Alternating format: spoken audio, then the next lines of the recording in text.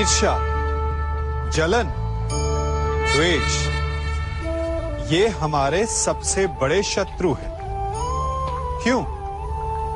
क्योंकि हमारे सबसे बड़े शत्रु वो होते हैं जो हमें सबसे अधिक हानि पहुंचाएं, और हमारी सबसे बड़ी हानि होती है समय की हानि।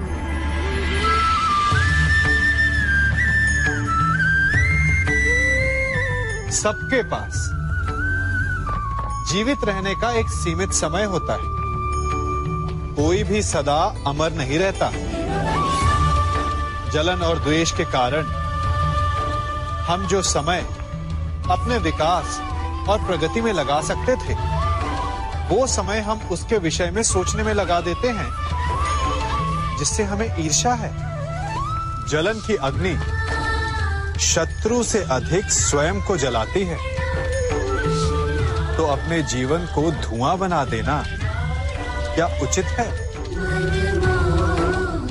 किसी की प्रगति को देखकर अपने मन में ईर्ष्या और जलन आने से उचित क्या ये नहीं होगा कि हमारे कारण किसी के होठों पर मुस्कुराहट आए? एक बार अपने मन से जलन को निकाल के तो देखिए, अपने आप को बहुत ऊंचा पाएंगे और समझ में आएगा कि इस ईर्ष्या के कारण हमने क्या क्या खो दिया है, जिस पर मनुष्य का जीवन टिका हुआ है।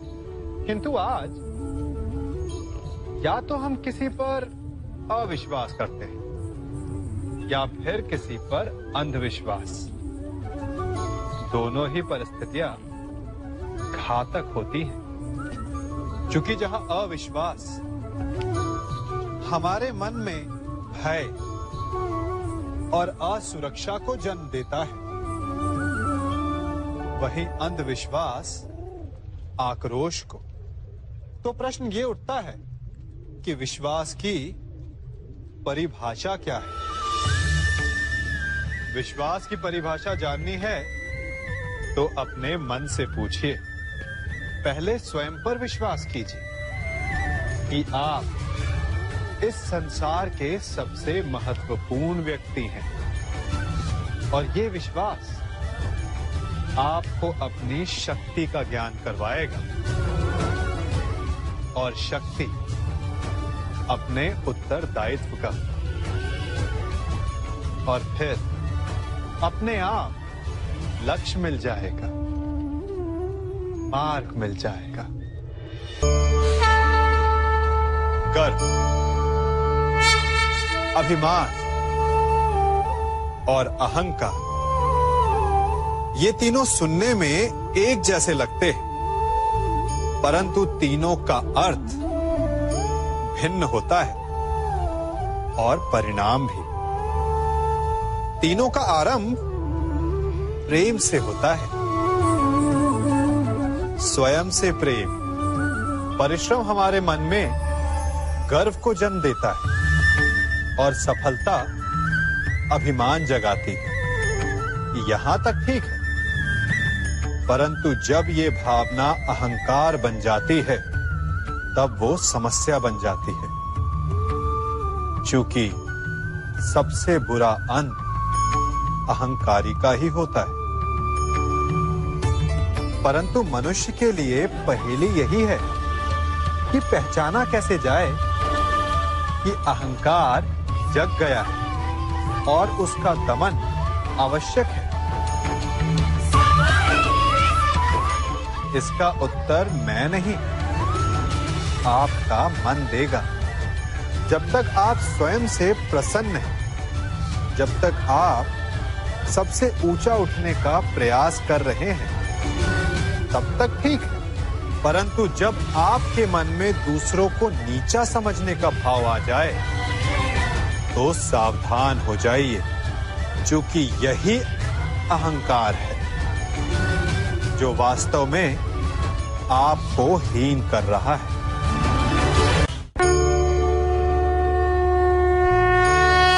मनुष्य का मन स्वभाव से ही चंचल होता है।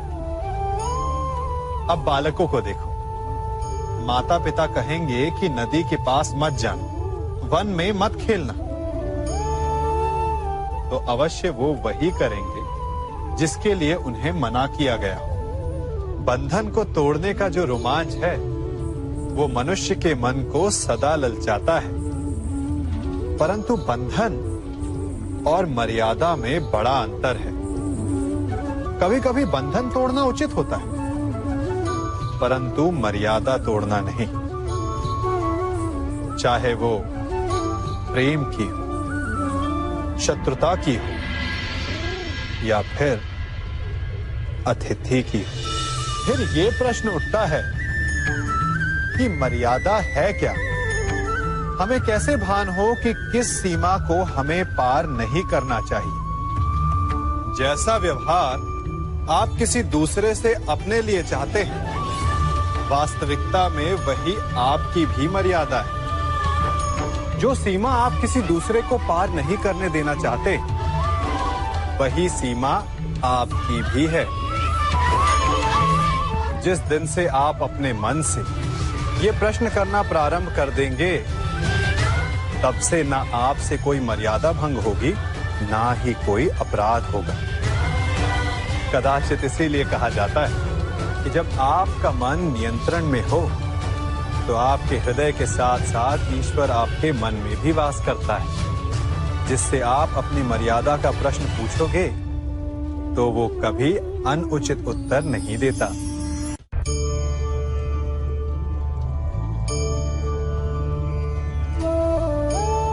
मनुष्य एक जीव होते हुए भी शेष जीवों से भिन्न है। क्यों? कारण मनुष्य जीवन समाप्त होने के पश्चात भी जीना चाहता है, और इसका केवल एक ही मार्ग है, सम्मान, जो मनुष्य के मृत्यु के पश्चात भी जीवित रहता है। उस सम्मान को पाने के लिए मनुष्य वर्षों प्रयास और परिश्रम करता है, और ऐसे में शत्रु के लिए सबसे सरल लक्ष्य बन जाता है आपका सम्मान। हम अपने शत्रु का अपमान करके उसके वर्षों से कमाए सम्मान को छिन्न भिन्न कर देना चाहते हैं, परंतु कर्म करने से पूर्व परिणाम पर एक बार विचार अवश्य कर लीजिएगा। वर्षों से संचित शत्रु के मान को भंग करके आपको संतोष अवश्य मिल सकता है, परंतु वो शत्रु अपने जीवन के शेष हर पल को उस अपमान के प्रति उत्तर में लगा देता है। इसीलिए सावधान रहिए। किसी का अपमान करना स्वयं आपके लिए भी हानिकारक सिद्ध हो सकता है।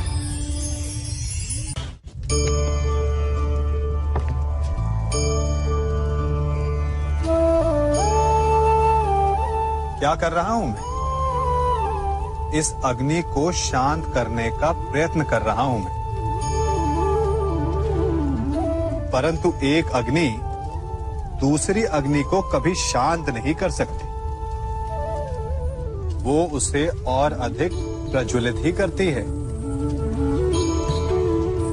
अपमान से जन्म लेने वाली अग्नि का प्रतिकार प्रतिशोध नहीं हो सकता, क्योंकि प्रतिशोध की अग्नि अपमान की अग्नि से अधिक प्रचंड होती है। तो उसका त्राण क्या है? उत्तर चाहने का मार्ग प्रतिशोध नहीं, शांति है, स्वयं का विकास। अपने आप को इतना बड़ा बना लो कि आपका शत्रु आपका अपमान करने का प्रयास ही ना कर पाए। अन्यथा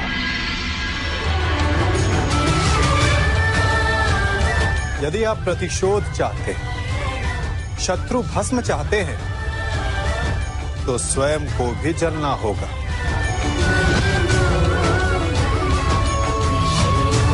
क्योंकि प्रतिशोध की अग्नि स्वयं को भी जलाती है, और ऐसा आप कदापि नहीं चाहेंगे, है ना?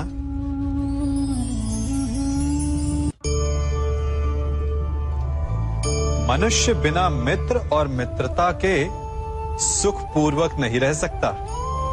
बालक हो या वृद्ध, गृहस्थ हो या गृह त्यागी सन्यासी, कवि हो या योद्धा, बिना मित्रों के किसी का जीवन नहीं चल सकता। यदि यह संबंध इतना आवश्यक और शक्तिशाली है तो उसके उत्तरदायित्व भी आवश्यक हो जाते हैं। परंतु प्रश्न ये उठता है कि मित्र कौन होता है?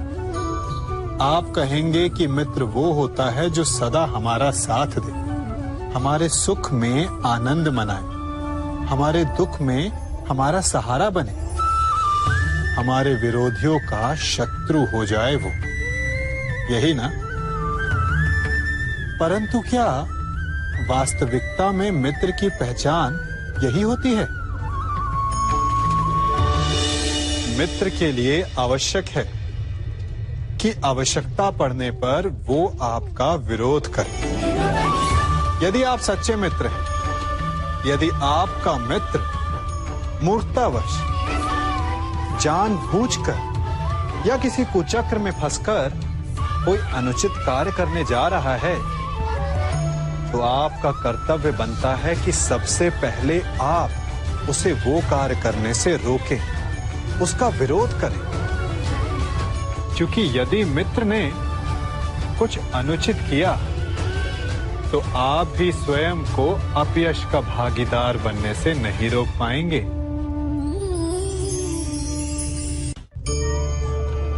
कभी किसी के यहाँ अतिथि बनकर गए हो? क्या अपेक्षाएं होती हैं आपकी? कि आपका स्वागत हो, सम्मान हो, यही ना? अवश्य कि आपका सत्कार करने वाला मन से ऐसा कर रहा है या उसके मन में कोई खोट है। कहीं वो धूर्त तो नहीं?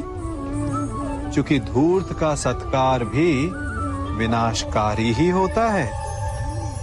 फिर से एक प्रश्न उठता है कि धूर्त को पहचाने कैसे? कभी सर्प को देखा है? उसके निकट जाओ तो फुफकारता है, दूर रहने की चेतावनी देता है। और यदि वही सर्प आपके निकट आकर नृत्य करने लगे तो विचित्र नहीं लगेगा आपको? लगेगा ना? उसी प्रकार किसी के स्वभाव में यही विचित्रता आना धूर्तता का लक्षण है। धूर्तता से आपको ठगने वालों का भी सबसे बड़ा लक्षण यही होता है कि वो आपसे अपने स्वभाव के विपरीत व्यवहार करते हैं। जो आपसे अधिक मीठी बातें करे और अत्यधिक विनय दिखाए तो उससे सावधान हो जाइए, क्योंकि मित्र दिखावा नहीं करते और अत्यधिक प्रेम का दिखावा करने वाले मित्र नहीं होते। अति विनयम धूर्तस्य लक्षणम।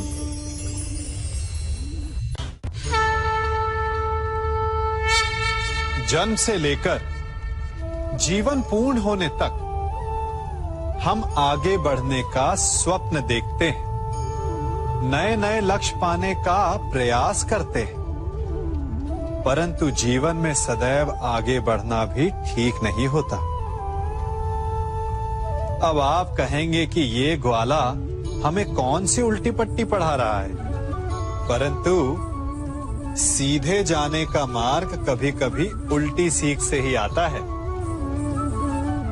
कभी कभी आगे बढ़ने से अधिक आवश्यक हो जाता है रुक जाना, स्वयं पर विराम लगाना।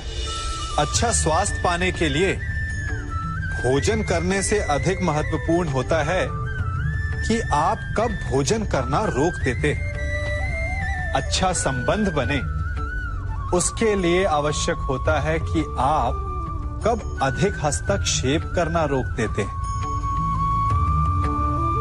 और नाश से बचने के लिए आवश्यक है कि कब आप अपने पग को रोक लेते हैं, तो आगे बढ़ने के विज्ञान में कब रुकना है, ये ज्ञान बहुत ही आवश्यक है। क्योंकि कभी कभी विनाश की गर्द हमसे केवल एक पग आगे होती है और उससे हमें बचा सकते हैं हमारे रुके हुए पग। चाह मनुष्य के जन्म लेते ही उसके मन में जन्म ले लेती है। चाह जीवित रहने की, फिर प्रेम की, फिर आनंद की, फिर सफलता की। परंतु सबकी चाह पूर्ण नहीं होती। हर एक के पास अपनी चाह ना पूरी कर पाने के सैकड़ों कारण होते हैं। अपना लक्ष्य ना पूर्ण कर पाने के सहस्त्र बहाने होते हैं और हम ये जान ही नहीं पाते कि कब हमारी असफलता के कारण हमारे ना प्रयास करने के बहाने बन गए। हम जो चाहते हैं उसे ना पा सकने का कारण ये कभी नहीं होता कि अवरोध बड़ा था। कारण ये होता है कि हमारा प्रयास छोटा था। कभी कुएं से पानी निकाला है तो अवश्य देखा होगा कि कोमल रेशों से बनी हुई रस्सी भी कठोर पाषाण पर अपने निशान छोड़ जाती है और हर बढ़ता निशान उस पाषाण को और दुर्बल बना देता है। उसी प्रकार हमारा हर प्रयास हमें हमारे लक्ष्य के और पास ला सकता है। तो असफलता का कारण बाधा नहीं, प्रयासों की कमी। प्रयास कीजिए, फिर देखिए आप जो लक्ष्य चाहेंगे वो मिल जाएगा। मनुष्य का मन बहुत ही चंचल होता है, इसीलिए कभी कभी कुछ नया कार्य प्रारंभ करने से पूर्व हमारा मन संशय से घिर जाता है और ऐसे समय में हम प्रयास करने से पीछे हट जाते हैं। और इन सब का कारण है स्वयं पर अविश्वास, दृढ़ निश्चय की कमी। हम जिन्हें ऊंची दृष्टि से देखते हैं, जिन्हें अपना आदर्श मानते हैं, उनके जीवन में गहराई से देखिएगा, केवल एक ही अंतर पाएंगे, निश्चय का अंतर। ये निश्चय ही है जो हमारी प्रतिभा को धार देता है, हमारे प्रयासों को शक्ति देता है। ये निश्चय का अंतर ही तो है कि एक मनुष्य सागर की गहराई में जाकर मोती ले आता है और दूसरा हार मानकर किनारे पर बैठ जाता है। तो हार तब नहीं होती जब आपका प्रतिद्वंदी आपसे जीत जाए। हार तब होती है जब आप ना लड़ने का निश्चय कर लेते हैं। इसीलिए यदि मार्ग बंद हो जाए तो उसे खोलने का प्रयास करो, और यदि मार्ग ना खुला तो भी अपने प्रयासों से नया मार्ग बना लोगे। हमारे जीवन का मूल आधार है करुणा। करुणा क्या है? करुणा दया नहीं, करुणा वो भाव है जिससे हम दूसरे की समस्या को समझते हैं।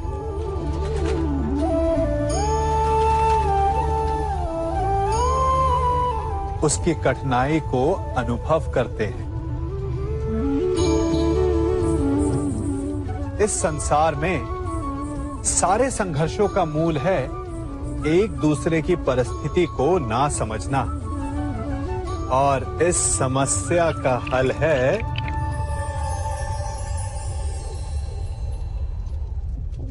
करुणा। करुणा किसी पशु पक्षी के प्रति हो या किसी मनुष्य के प्रति। ये आपके जीवन में कलेश और संघर्ष जैसी भावनाओं को दूर रखती है। और जिस दिन आप दूसरे को करुणा के दृष्टिकोण से देखेंगे, आपको उसकी समस्या समझ आएगी और उसे आपकी, और उस दिन हर संघर्ष का अंत हो जाएगा। परिवर्तन सृष्टि का नियम है, परंतु किसी न किसी कारणवश हम स्थिर हो जाते हैं, परिवर्तन का विरोध करने लगते हैं, और इसलिए हमारे विचार तालाब के ठहरे हुए जल की भांति हो जाते हैं, मैले हो जाते हैं। यदि इस जल की भांति निर्मल रहना है, स्वच्छ रहना है, तो बहना सीखिए, समय के साथ चलना सीखिए, परिवर्तन का स्वागत करना सीखिए।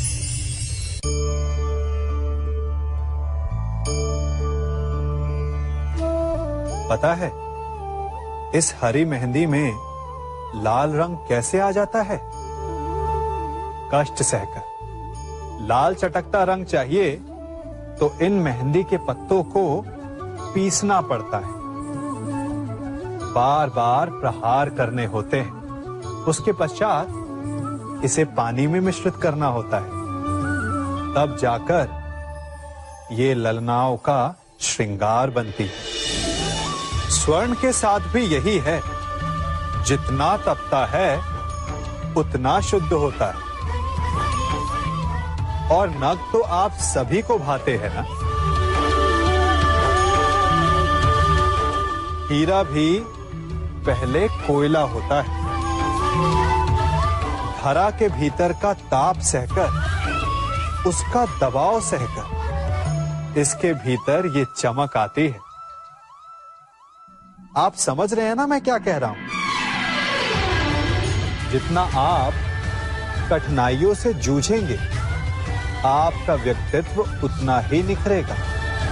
कठिनाइयों की भट्टी में जितना तपेंगे, आपका चरित्र उतना ही निखरेगा। तो अगली बार जब आपके समक्ष कोई समस्या आए तो घबराइए मत, उससे लड़ जाइए, क्योंकि हर समस्या हमें कुछ नया सिखा कर जाती है।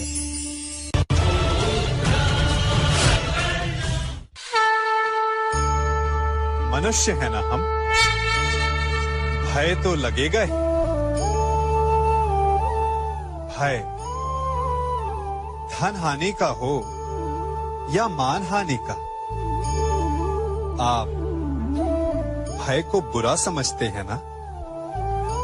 भय हानिकारक हो सकता है, परंतु लाभदायक भी।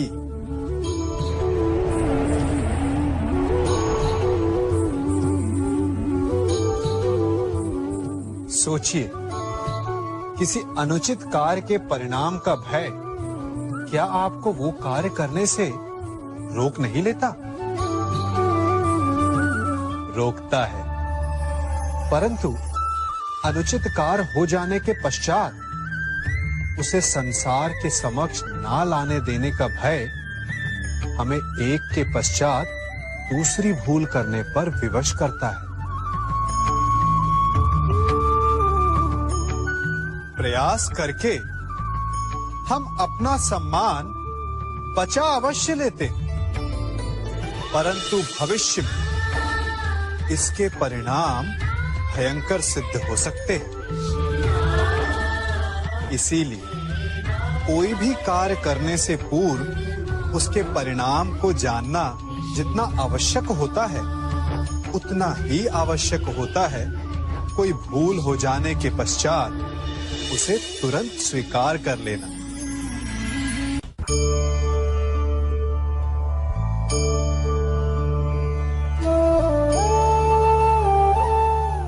आप जिनसे प्रेम करते हैं, सदा उनके समीप रहना चाहते हैं, नहीं चाहते कि कभी हर पग पर उनका मार्गदर्शन करते रहेंगे तो आपकी संतान स्वयं मार्ग चुनना कैसे सीखेगी? मार्ग के कांटों से स्वयं को बचाना कैसे सीखेगी? इसीलिए एक समय के पश्चात अपनों से बनाई गई दूरी सदा लाभदायक रहती है।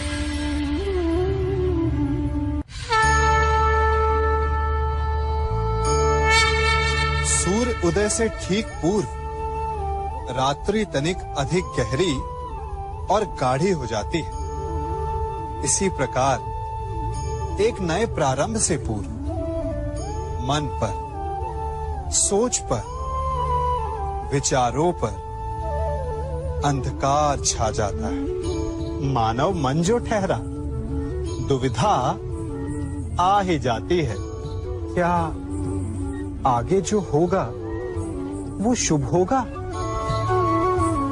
क्या जीवन में जो हम पीछे छोड़ आए हैं वो कहीं भूल तो नहीं? ऐसे में क्या करना चाहिए? केवल एक उपाय, आगे बढ़ें।